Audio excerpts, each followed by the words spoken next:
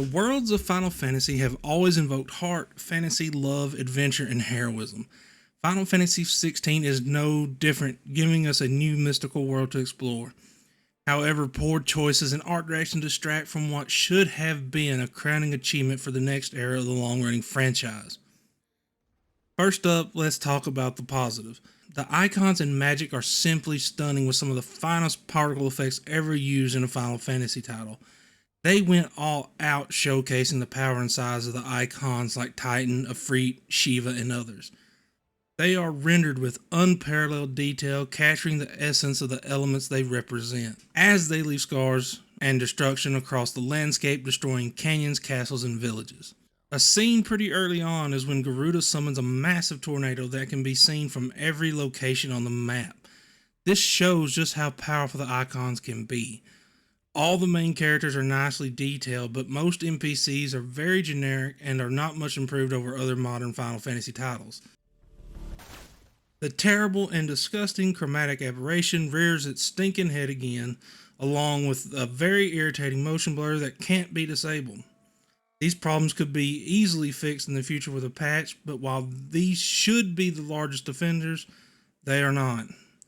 Final Fantasy XVI is dark, and I don't mean the tone of the game. It is visually lacking in color variation. It seems 70% of the game is all dark, you can't see anything. Even when the game has some sunshine, the color palette is flat. In the volcano, everything is the same color besides the lava. The color scheme of the forest and other locations has the same problem. It does not have any depth and variety. The only thing that stands out against the darkness is candlelight and your abilities during combat. It completely lacks visual clarity and contrast. It's like you have on a pair of those glasses after an eye doctor visit where they dilate your eyes. To see that we are treated as equals. Do you not want that? What we want is to be left alone every time you show your faces.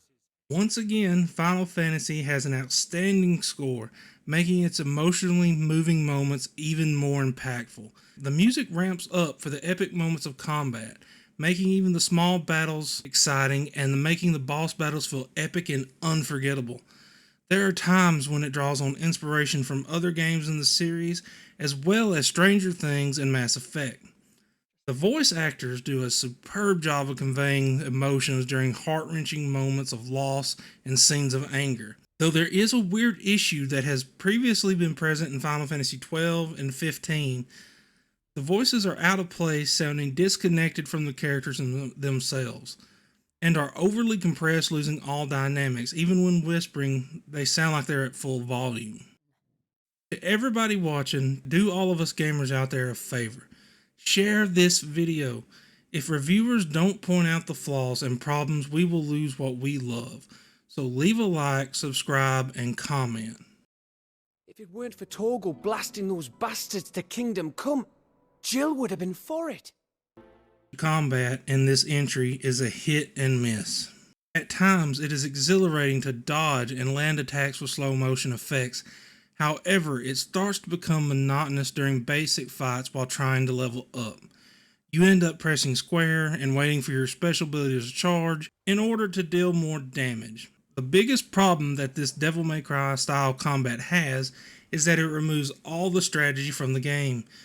From using different buffs, debuffs, and magic to attack the different weaknesses of the enemies, which has always been one of the franchise's combat strengths. Making every encounter a game of chess, especially during boss battles. Learning their weaknesses means the difference between victory and defeat. While combat is fun, it desperately needs this element of strategy, which the Final Fantasy VII remake retained with its action-oriented combat system. Ready. Let's talk about that performance. It's not very impressive. The so-called performance mode is unplayable in its current state. Frame drops are persistent throughout this mode, so just avoid it. The graphics mode is mostly solid at 30 FPS, but still suffers from stuttering.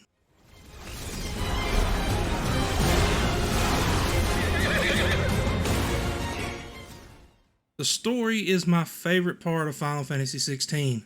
They have done a superb job of creating each character's struggle and their journey to overcome obstacles in their way. The world of Final Fantasy XVI is dark, corrupt, war-torn, and full of the pain and struggles of the average man. It also is full of the absolute hopelessness of the bearers who are slaves to the rich and powerful. The crystal curse drains their life force and destroys their bodies as they are forced to use magic for their master's convenience and war. It features some of the most compelling emotional storytelling in recent years from any medium. It shows how profound loss is for someone, leaving them broken and lost, while at the same time giving them another cause to fight for, people to protect and make right what is wrong in the world. I won't spoil it, but there is so much more with twists and turns and a much deeper plot that takes time to unravel. All in all, Final Fantasy XVI is a fun game with glaring issues that hold it back from being a series standout.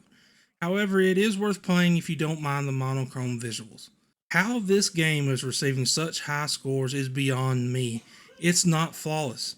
It's far from it. It's not even the highest quality Final Fantasy released in the last 8 months. And like I said before, if you use chromatic aberration as a permanent effect on your screen, you will drop down a tier. So Final Fantasy XVI receives a D. Out you go, your lordship. We wouldn't want you getting overexcited. Sorry. I'll see you soon then, Clive.